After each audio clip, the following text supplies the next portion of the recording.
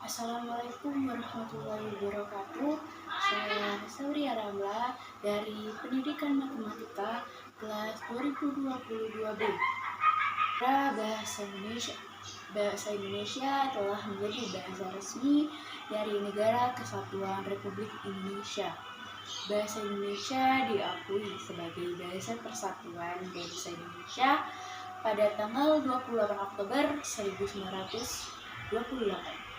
Hari ini bertepatan dengan diadakan Kongres Pemuda kedua. Bahasa Indonesia tak lepas dari bahasa Melayu yang menjadi dasarnya. Sejak abad ke-7 Masehi, lebih tepatnya di masa Kerajaan Sriwijaya yang terkenal akan kekuasaannya, bahasa Melayu telah menjadikan bahasa kenegaraan. Bahkan ada beberapa bukti yang menunjukkan tersebut seperti prasasti kedudukan Bukit tahun 683 Masehi dan prasasti Kota Kapur 686 Masehi. Pengaruh besar bahasa Melayu terhadap bahasa Indonesia juga tak luput dari peran Belanda. Pemerintah kolonial Hindia Belanda menggunakan bahasa Melayu untuk berkomunikasi agar lebih mudah dipahami oleh masyarakat pribumi.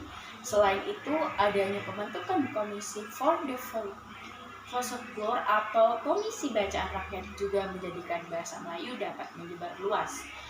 Badan yang kemudian berubah menjadi Balai Pustaka menerbitkan novel-novel populer di bahasa Melayu.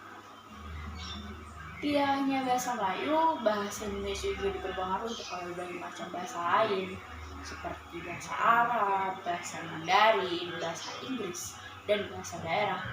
Hal ini dibuktikan dengan banyaknya kata serapan dari bahasa lain. Kedudukan dari fungsi bahasa Indonesia.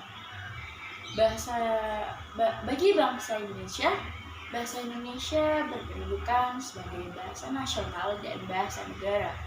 Sebagai bahasa nasional, bahasa Indonesia memiliki peran utama dalam berbagai ranah berbangsa dan bernegara.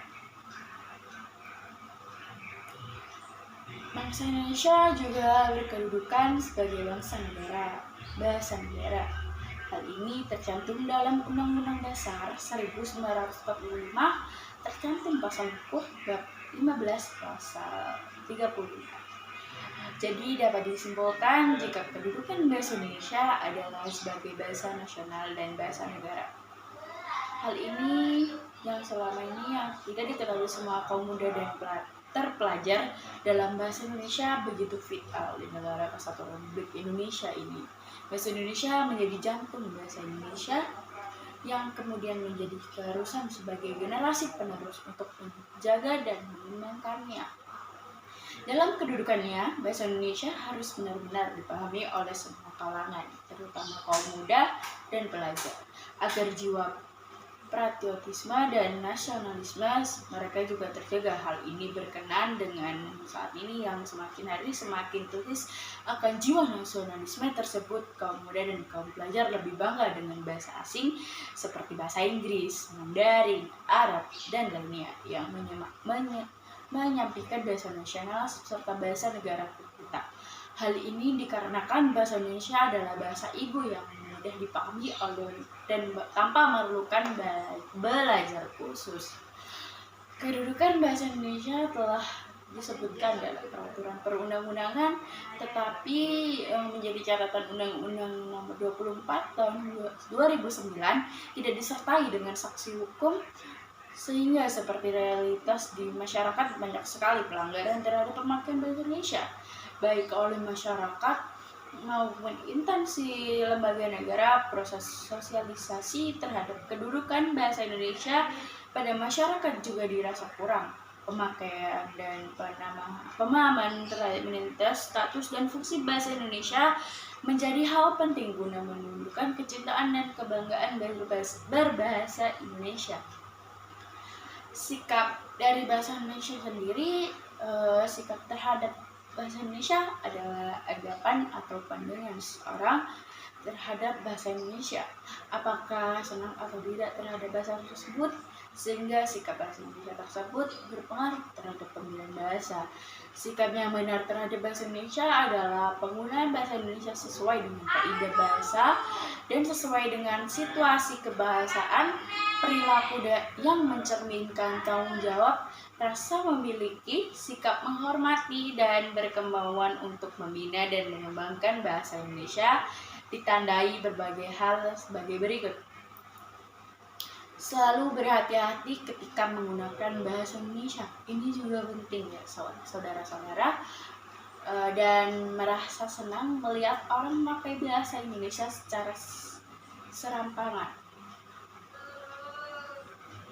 yaitu memperingatkan dan mengoreksi pemakaian bahasa Indonesia jika membuat kekeliruan. Perlu perhatikan kepada orang menjelaskan tentang hal-hal yang berhubungan dengan bahasa Indonesia.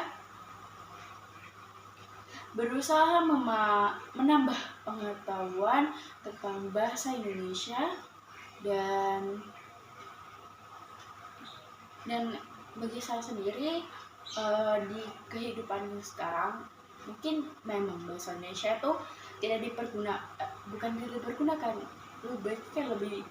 lebih dicampur aduk dalam pemakaian bahasa tersebut, dan menjadikan bahasa Indonesia juga jarang dipelajari karena mereka sudah merasa bahwa bahasa Indonesia sendiri adalah bahasanya. Jadi kayak banyak orang yang menganggap ngapain belajar bahasa Indonesia jika kita kan sehari-hari pakai bahasa Indonesia.